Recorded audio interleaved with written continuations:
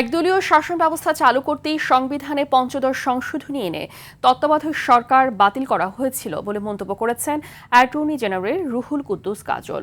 পঞ্চদশ সংশোধনী নিয়ে করা আপিলের তৃতীয় দিনে রাষ্ট্রপক্ষের শুনানিতে এ মন্তব্য করেন তিনি। যদিও শুনানিতে এই সংশোধনীর পুরোটাই বাতিল চেয়েছেন সুশাসনের জন্য নাগরিক সুজনের আইনজীবী শরীফ ভূঁইয়া, তবে আংশিক বাতিল চান জামাতের আইনজীবী।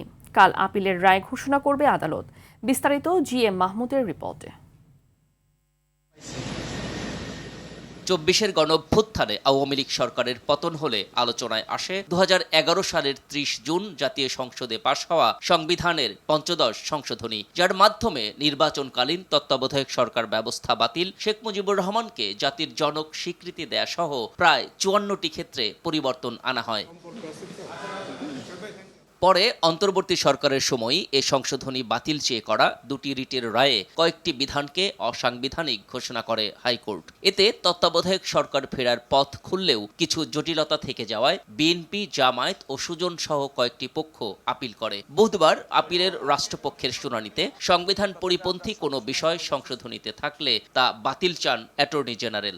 একদলীয় ব্যবস্থায় ফিরে নেওয়ার জন্যই মূলত পঞ্চদশ সংশোধনী আনা হয়েছিল। নির্বাহী বিভাগ, পার্লামেন্ট এবং বিচার বিভাগ তারা স্বতন্ত্রভাবে তাদের কাজ করবে এবং স্বতন্ত্রভাবে কাজ করার ক্ষেত্রে একে অপরের পরিপূরক হবে, কিন্তু কারো কার্যক্রম যেন আরেকজনকে কোনো রকম হস্তক্ষেপ না হয় সেটা বিবেচনা রাখতে হবে। এর আগে সোম ও মঙ্গলবার শুনানি করে সুশাসনের জন্য নাগরিক সুজন ও জামায়াত সহ আপিলকারী কয়েকটি পক্ষ।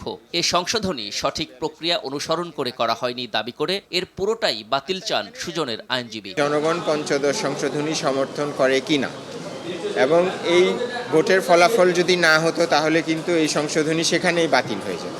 কাজে আমি বলেছি এই যে গণভোটের প্রক্রিয়াটা অনুসরণ করা হয়নি, এর কারণে পুরো সংশোধনীটাই প্রশ্নবিদ্ধ হয়েছে। তবে পুরোটা নয়, আংশিক বাতিল চান জামায়াতের আইনজীবী। বলেন, গণতন্ত্র ও জনগণের শাসন প্রতিষ্ঠায় এর বৃহৎ অংশ সংসদের উপর ছেড়ে দেওয়া উচিত।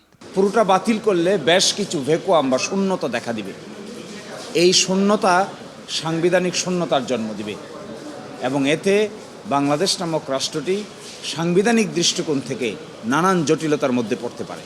বৃহস্পতিবার সর্বোচ্চ আদালতের এ রায়ে অবসান হতে পারে সংবিধানের পঞ্চদশ সংশোধনী নিয়ে চলা দীর্ঘদিনের আইনি জটিলতা।